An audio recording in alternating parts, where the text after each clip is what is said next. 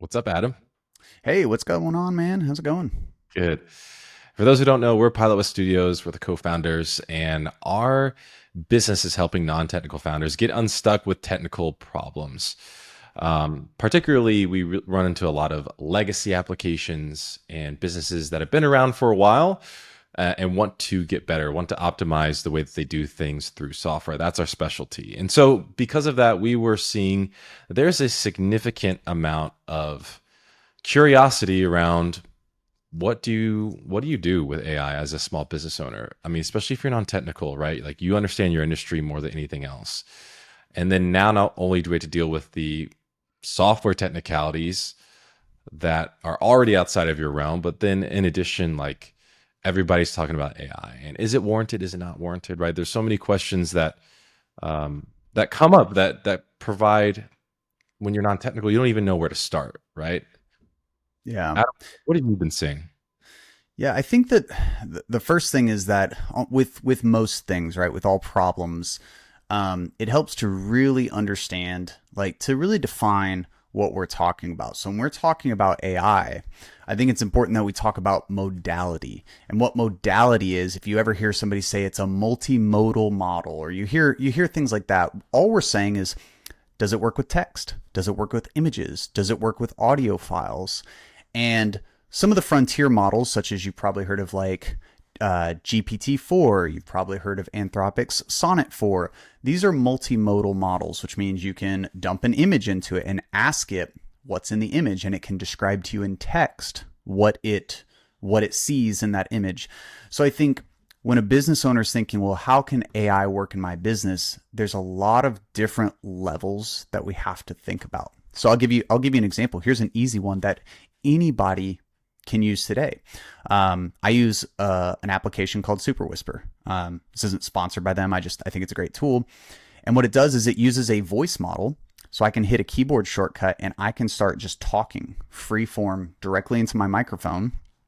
And there's lots of different things that I can do with that. I can have it structure it for an email. So I can dictate my emails, but then I can have it structure it like remove the ahs and the ums and format my grammar a little bit and then, organize it for an email. So that's taking voice and turning it into a structured text document. That's something that you don't need any kind of special tooling or anything like that. You just go find an application that does that. You just search, AI voice application, and you can use that today. Of course, you've got other more complex things like, well, how can I connect AI to my customer support workflow or something like that? And those get a lot more complex. But to start, I think it's important to realize that like AI can operate at several different levels throughout your business. And so when we're talking about multimodal, Adam, from what it seems like you're suggesting is for a non-technical person, is that it can operate in different formats, whether that be you give it a PDF, you give it a JPEG or a picture, it's a text file, HTML, doesn't matter, it can operate within that. Is that fair? Yeah, I think that's mostly accurate. Okay, then let's take it back one step further, which is just let's level the playing field here and assume that we are talking to a non-technical business owner like most of our customers. Maybe they're in their like late 30s or 40s into their 60s and they're just trying to understand the first part of what is AI, what is a large language model? Explain it to me like I'm 5. Sure. Well, if I was going to explain this to someone like they're 5 or maybe we'll say fifth grade, um, computers are like calculators, right? They do really, really good with hard numbers.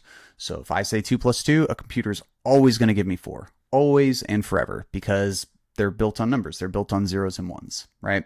And computers are really good with things that involve numbers. Incidentally, representing text is a number thing, but really complex things like understanding language. If I send you a text message, humans, we're really good at reading that text message and going, was this person mad at me? Was this person happy? Were they skeptical?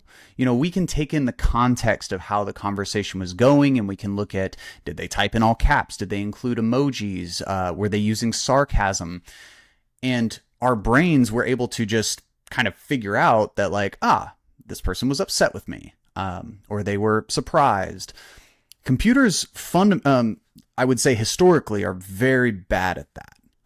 because we have to do things like, was the comment written in all caps, right? And for every potential heuristic that I want to test, like every single test that I want to do to see, like, is this person mad in the comics? I have to like hard code that. This is an oversimplification, but you understand that like computers really good with numbers, not good with soft things that typically involve language or inference or summarization, drawing from multiple contexts. LLMs sit in that space. Large language models, or AI as most people call it, sits in that space of the gray areas of things that traditionally computers were not good at. So, for example, one thing that AI is used for a lot is inference. Is this person upset? Are they mad? Are they happy? Taking a text document and being able to come up with some sort of result for that. That's an example of where large language models really shine. And how does that work? So again, to summarize, computers have been really good at binary tasks, right? It's literally in the most basic fundamental language of a computer is zeros and ones. So it's really historically has been really good at equations, something that's very objective. Now we're getting into the space of we're building computers to be more contextually have better context and understanding different inferences. So considering that it's a large language model, can you explain a little bit more like how that works and how it contextualizes things in the most simple form? So I don't know that I can explain it super well. I'm not an AI expert. I don't build these models. However, I can definitely describe their behavior, and I can describe how that varies from, let's say, classical computing.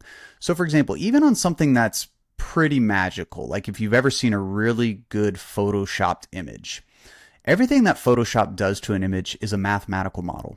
At the end of the day, no matter how impressive it looks, it is all just numbers. And if you really want to get technical, everything that large language models are doing is numbers as well, but it's numbers that work in mathematical foundations that I don't fully understand.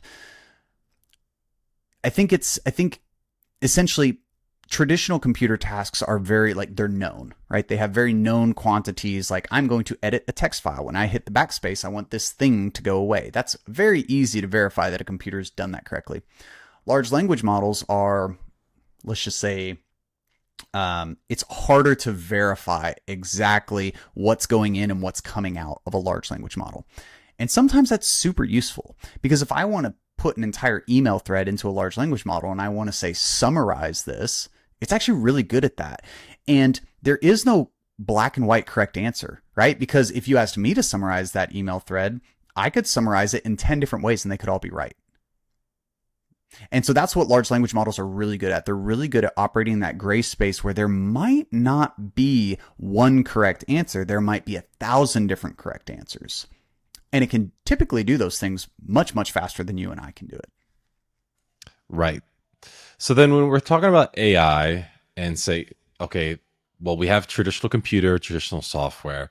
Now we're taking it to another level of software with greater context. We're able to do tasks with greater context and being able to kind of decipher through subjective tasks in an easier way. So if I'm a small business owner, how do I know if AI is right for my business or industry?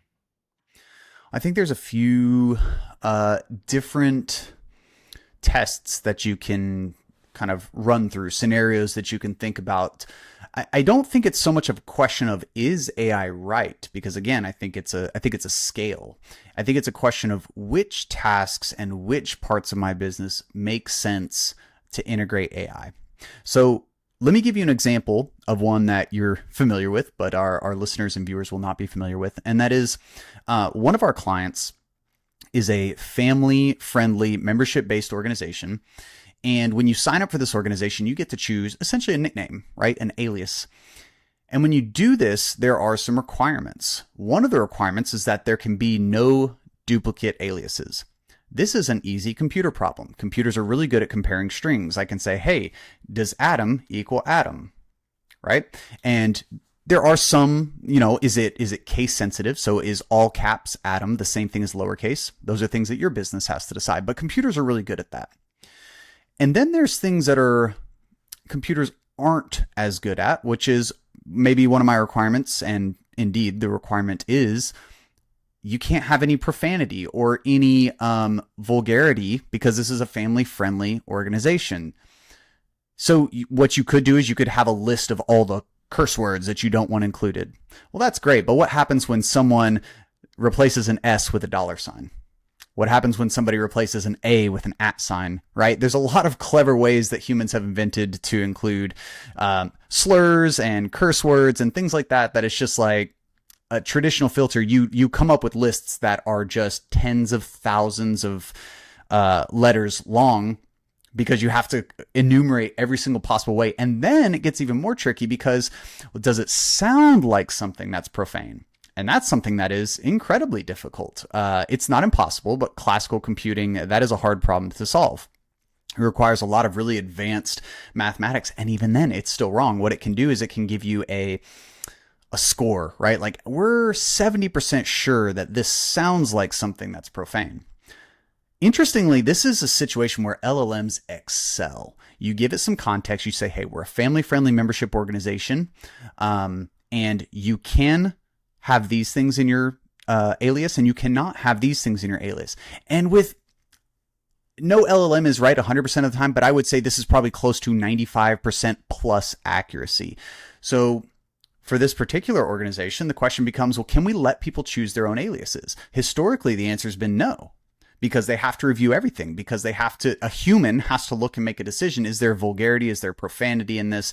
And even then, sometimes things can slip through, right? Because, like, do you know all the slang and lingo that the kids are using these days? Like, I don't, so how do you make sure that those things are appropriate? That's an instance where AI makes so much sense, because the stakes, it's probably going to do better than you at that job. It's going to do it faster. And worst case scenario, if it's uncertain, we can still flag it for human review. But for those that were certain that, like, yes, this is totally fine, let it through. Let people create their own memberships, let them sign up with their own aliases. And now you take that entire business function of us having to review certain things and you just remove that. You've completely gotten rid of a bottleneck in the process of people signing up for your organization. Got it. So then, if I'm a business owner trying to decipher what is a problem that AI should best solve, is there any heuristic that you would think of, Adam, that would be the best heuristic for them to define what is just kind of a typical computing problem and what's more of an AI problem? Because I mentioned that because we still are getting, I think, confusion around when everyone's talking about AI, it's the hammer to every nail right now, where everyone's like, what if we just do AI for this and that and this workflow? Where right now, like, we're in business because we focus on legacy applications where, everyone's want to talk about AI, but really there's so many great problems to solve, tangible problems that we solve where we get time back for our customers in just traditional, like, good software development. Where you tie tools together, and if you understand a workflow good enough, that you can do really good things with software that provide a tangible result on time and revenue. So if you're a non-technical founder and you're trying to understand, like, where does AI best fit in, what would you say would be the best way to decipher those types of tasks? That's a great question. I think that's probably one of the main questions that most people struggle with, right? Like, hey, this is great. I'm sold. AI fits in certain places and it doesn't fit in other places. But now the next hard question is, which places? I think that for me, and what we recommend with our clients, is that it starts with principles, right? So, for example, if you ever email Adam or Jake at Pilot West Studios, you get Adam or Jake at Pilot West Studios. And I don't think that will ever change. We're very clear that if you email us, the founders, you get us, the founders. We have other tools that we're currently building that we're very forthright that if you contact us via this channel, you will be getting an AI agent in response. Our principles there are that when you're talking to a human, you're talking to a human. And when you're not talking to a human, you're not talking to a human. So that's a principle for us, that we're never going to try to disguise the fact that there's a line between those things. Let the humans do the things that the humans are good at, and let the AI do the things that the AI are good at. So how do you apply this more broadly? Well, I think it depends. Like, for some companies, say you have a consumer SaaS application, then and say you're the sole founder, customer support might be too much for you. And it might make sense to use an AI powered tool to triage a lot of incoming requests. A lot of people complain about things that are very low level, non technical. Having an AI, like an agent that can handle those types of things and then flag you whenever it's something that needs to be escalated, is a way that you could buy back hours, right? Of maybe individual days, maybe entire weeks. So I think that it really depends on your situation. You might be an organization where human customer support is part of your value add. And for you, it would not make any sense to offload this to agents. And there's a caveat there. Maybe it makes sense that the AI reads it and it triages initially for you, like, hey, this person is experiencing a major issue. We need to handle this ASAP, versus this person's got a question that frankly can be answered by our support docs. Just respond to them with this link and this should get them on their way.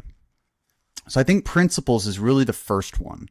I think that's the first major thing that you have to decide, is like, what really matters to us that it's done by a human, and what really is kind of nice to have or could enhance our capabilities, but isn't do or die, isn't make or break for us, for our organization.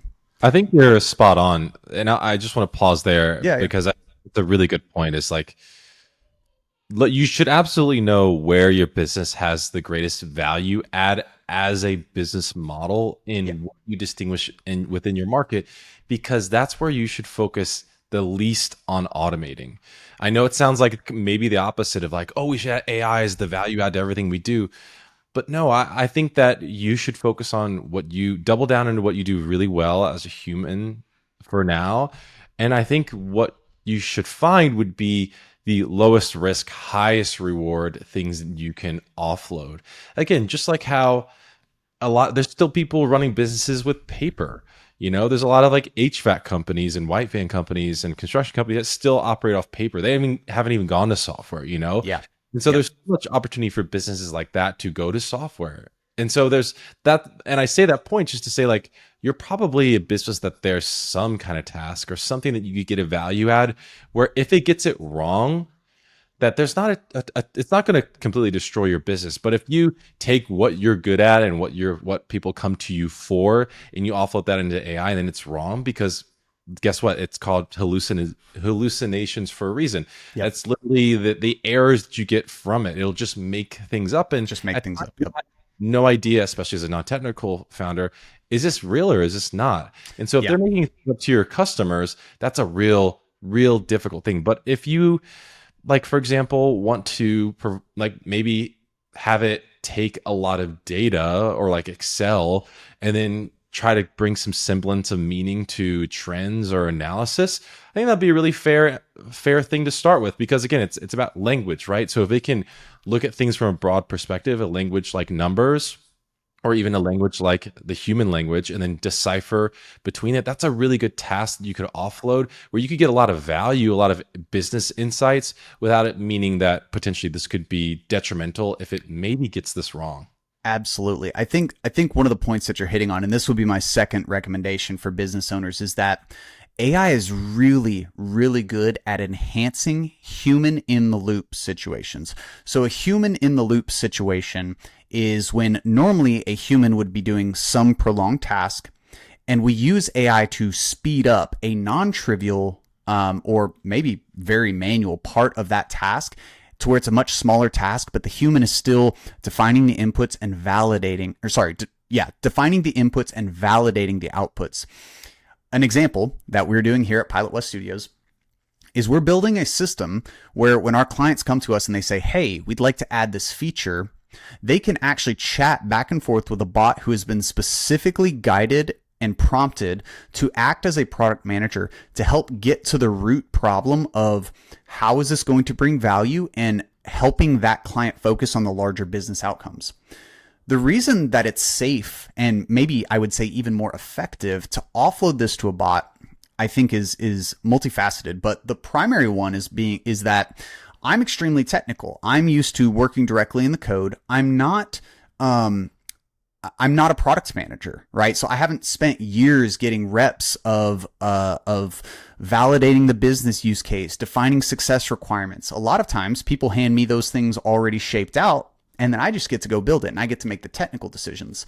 You know, so having a bot, and actually, let me back up. The risks there are extremely low because we have an established relationship with a client who at any moment can reach out to me via email, and they can either say, hey, the thing's broken. Hey, I want to talk to you directly about this idea. So this doesn't remove anything important that we offer. But what it does do is it gives them a way to essentially talk these ideas out and get this into a shaped, concrete thing, that a document that we can then look at. We can say, hey, you noted that you needed this requirement, but I wonder if we can actually get rid of this requirement because we're going to do this over here to compensate for this thing that you need, this problem that we want to solve. So it takes less of my time. It actually helps the client to talk their idea out, or rather to type their idea out and to go back and forth. And the bot is going to prompt questions that I just straight up wouldn't have thought of. It's going to ask them things that Adam sitting here, he just wouldn't have thought of these questions. And so it's a great way to tease out additional information, edge cases and requirements and things like that that I just frankly would not have thought of. And the end result, this is the human in the loop situation. The end result is that a document gets sent to me that I can then go talk directly to the client about. Or if it's clear enough, maybe I just say, hey guys, this was a great idea. I don't have any questions. We can go start building it. So what we've done is we've taken what could have been a 1 hour, 2 hour meeting, multiple 1 hour meetings, God forbid, and we've tightened this into a feedback loop where they send an idea. 30 seconds later, they get an email back with a response from the bot. They respond to that. 30 seconds later, they could do this at 1 a.m. if they want to, if they felt so inclined. And the end result is no diminish in the quality of our product. The important part, our principles, is that we're delivering quality software. All this does is speed up. I have an idea to my idea is built. That's all it does. And it actually increases the quality because it asks questions that we might not have thought to ask. Right. Because especially if you're a busy business owner, as most of our clients are, like you're focusing on growing your business, or maybe you're off and kind of enjoying vacationing. It's the summertime right now. So having an email exchange back and forth when they need a feature request sounds trivial, but it really is. Like they have to sit and think about it for 30-40 minutes, then you respond to their request with more questions. And we've already really done this enough to know what questions to go down and how to frame it and what we need to get to, because like you were mentioning, oftentimes we gain clarity together with our clients by really understanding the workflow, because they can be asking for feature requests that they think they need, but really once we understand the workflow, it's something entirely different, where it's like, oh, this isn't a new feature. This is a broken way that you do this, and this needs to be thought through in a different way. And now we have enough repetitions, one, to know what good looks like, where we can evaluate these prompts and say, yes, these are great questions. We can refine it and tweak it if we feel like it's getting off the tracks, as well as you mentioned the low stakes there are. We're not shipping it immediately. So Yeah. when it's on the roadmap, there's so many more iterations and things that happen before it goes live to the client, that like still nonetheless, it's not like if it did get it wrong, or if it did for some reason ask the wrong question or go down the wrong path, it's not going to be detrimental because we're still going to have a touch of human element. But the last point I'll make is that's super important for a non-technical business owner who is super busy, as well as we are busy. It allows us to exchange, do something, have an exchange to get to a very clear understanding from both sides on what we need to do to build this thing in the course of 15 to 20 minutes asynchronously, meaning we didn't have a meeting, we didn't do this back and forth, which it would take 20 minutes. It took 20 minutes, and this might take, like you said, an hour or 2 hours or 3 hours collectively. And that's time everybody gets back. So it's a complete win-win, and there's so much more value added on the back end. And this is a great I think example to point out that what you're really doing is you're building systems, because this system that you and I just discussed is in its infancy, right? Time is money. That's one of the oldest business principles. If we spend 4 hours going back and forth, refining our requirements, and then we're finally ready to go build that, like, you're paying us for that. And really what you're paying us for is you're paying us to help you get your ideas out of your head and into paper in a way that can then be built into software. there's no inherent value in you spending more of your time and us spending more of our time to get those thoughts out of your head, right? The inherent value is that they correctly get translated out of your head and into software. So if we can reduce the amount of time that's spent to do that, we're actually delivering more value in a shorter amount of time. And so I think that's where business owners should think about, or what are the things like, for example, a lawyer. I would never in a million years recommend a lawyer to use an AI to whatever, I don't know how lawyers work, but build your final case presentation. But I would absolutely recommend that you use AI to summarize documents, not that you would use in your final, but to shorten that process, right? Because I imagine, and if there's lawyers listening to this, I'm sorry, because I'm probably butchering your entire profession right now. But like, I would imagine there is just an absurd amount of reading that has to be done. Reading the law, reading the documents, reading everything that's involved in the case. Now, imagine you have a system where AI can say, hey, based on this law, based on these precedents, based on, these past cases, and based on the facts of this case, here's a summary of where I think you should begin your research. You're not going to use that as a recommendation to just ship your final product. I really hope not. But what you can do is you can use it to cut down on that. So it might be wrong. That's fine, because you're going to review those suggestions. You're going to go look at those documents after it has pulled them all together, and you're going to fact check it, right? So what you do is you give it all the inputs, all the documents, let it do the hard in-between part of trying to summarize and pull together and make points. And what you're going to realize, and I do this all the time with code, what you're going to realize is the AI is going to say, here's my plan. And you're going to go through and you're going to edit and you're going to cut out. You're going to be like, that's completely wrong. God, no, I don't know why you suggested this. And every now and then you're going to be like, oh, that's a great point. Actually, this might be the point that I hinge my entire case on. And so let me go read that law first. Let me go read that precedent first. Let me go start putting that together. Let me start here, because this is a great place to start. That is the beauty of the human in the loop simulations. You don't have to have AI build your entire case and then ship it and then, present it before the judge. What you do want AI to do is give you a place to start. And that's maybe a complete separate conversation, but AI is fantastic at getting you unstuck, about breaking through procrastination or just the wall of uncertainty, right? I have this big task and I'm uncertain where to get started. AI is fantastic for brainstorming to help you get momentum.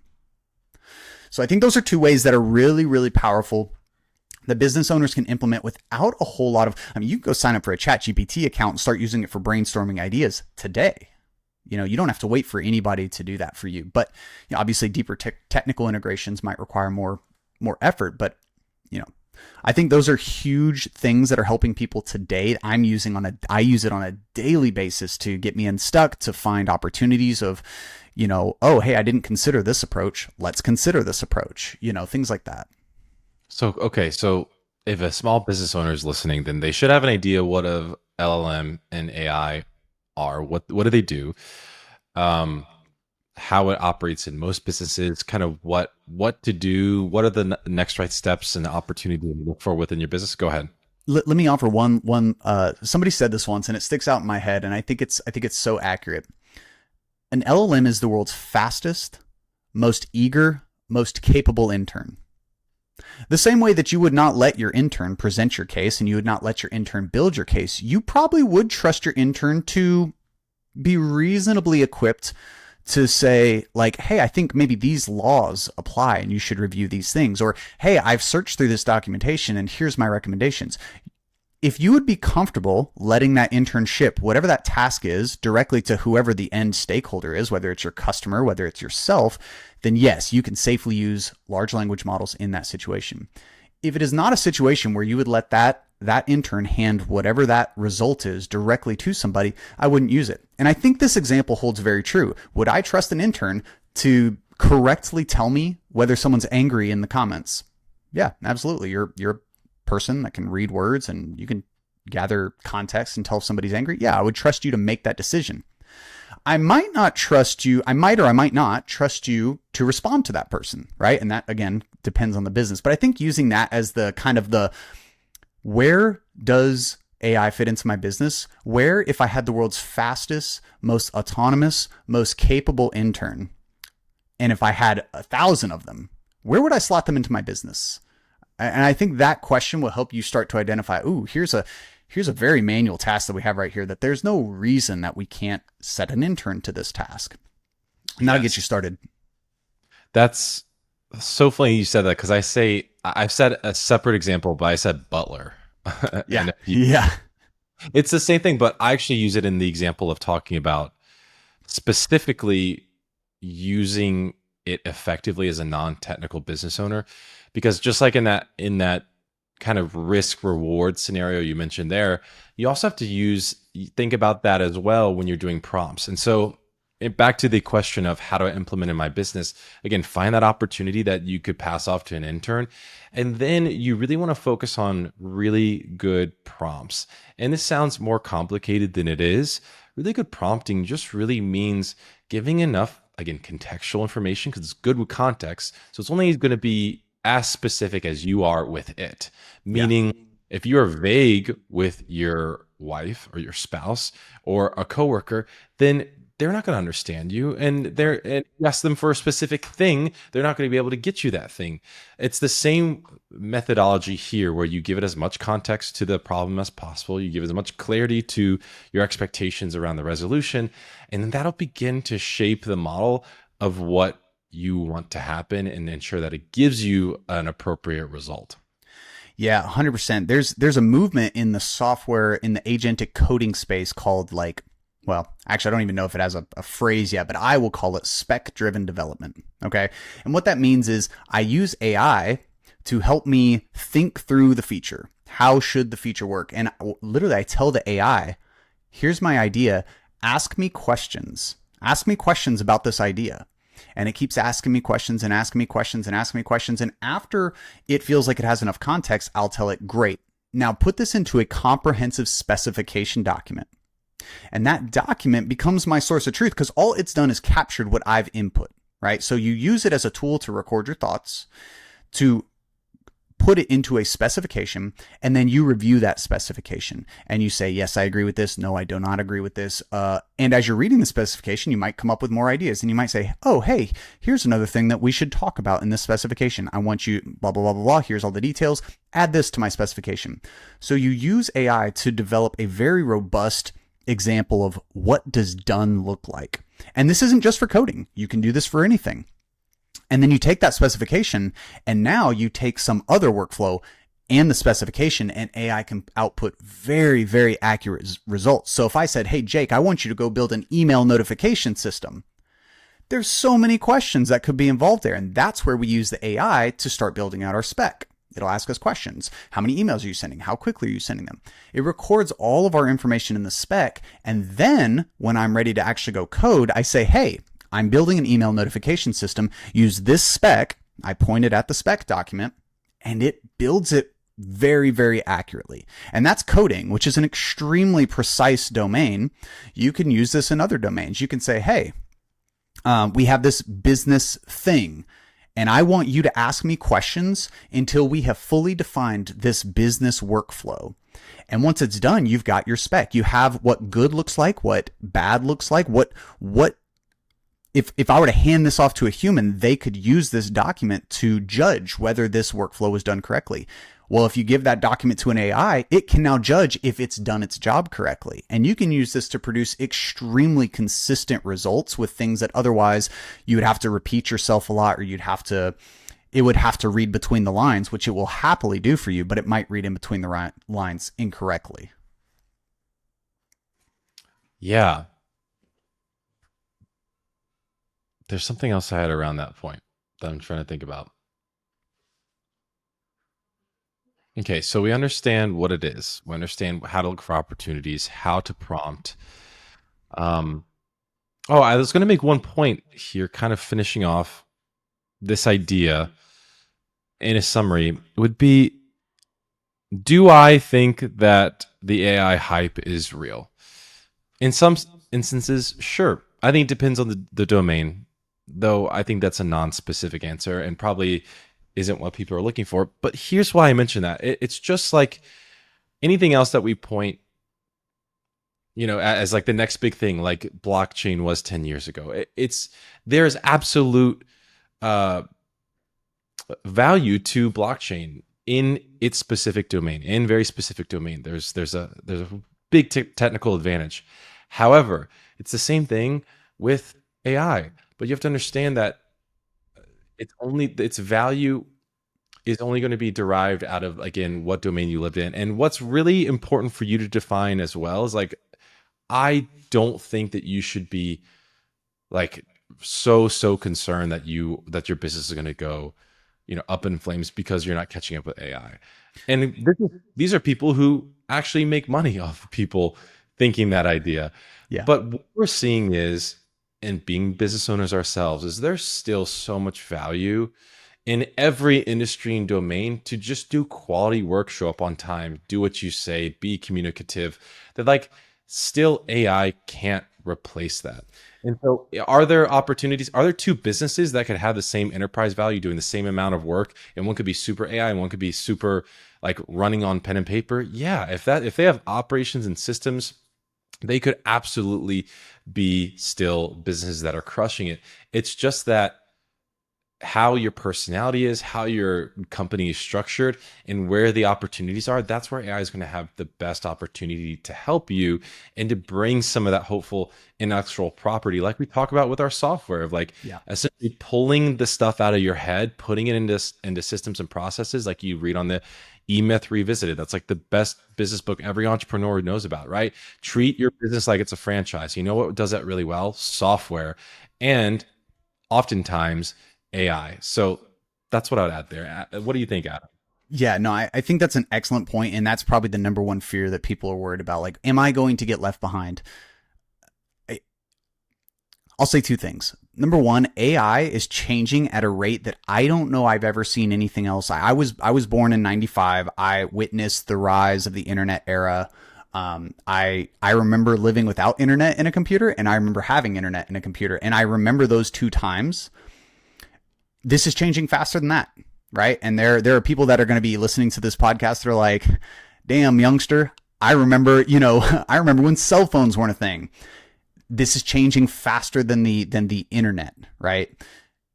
So can I confidently say that this won't matter 5 years from now? I can't, but I can say that today, in July of 2025, that if you are doing the fundamentals that brought your business into existence well, there's a very good chance that AI is not going to it's not going to be such a key differentiator that some upstart is going to completely knock your business out if you're not a software business. I do think that this is very different for software and technology businesses as it is for it's much different for traditional businesses, especially traditional businesses where, like, if you're a doctor, like, telehealth is great, but there is something about going to a doctor's office that just will not ever change because we are physical beings that live in a physical world, right? And so I do think that's that one caveat.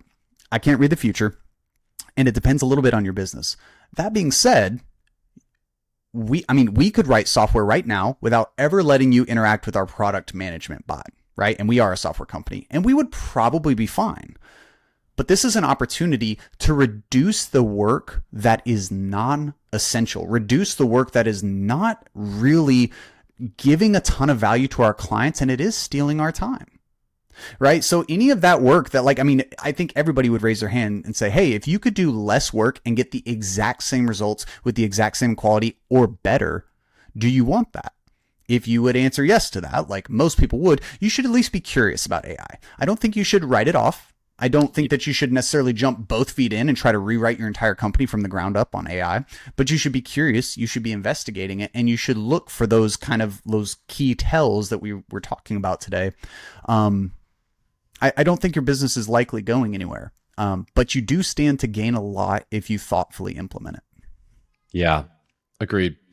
To finalize, I think from what you and I have seen in working with many different businesses and many different industries, I think still the biggest opportunity for most businesses across the board, speaking in broad strokes here, is I think there's such a sassification of everything. Everybody has a ton of tools, which is great because there's so many niches now in specific tools for specific industries.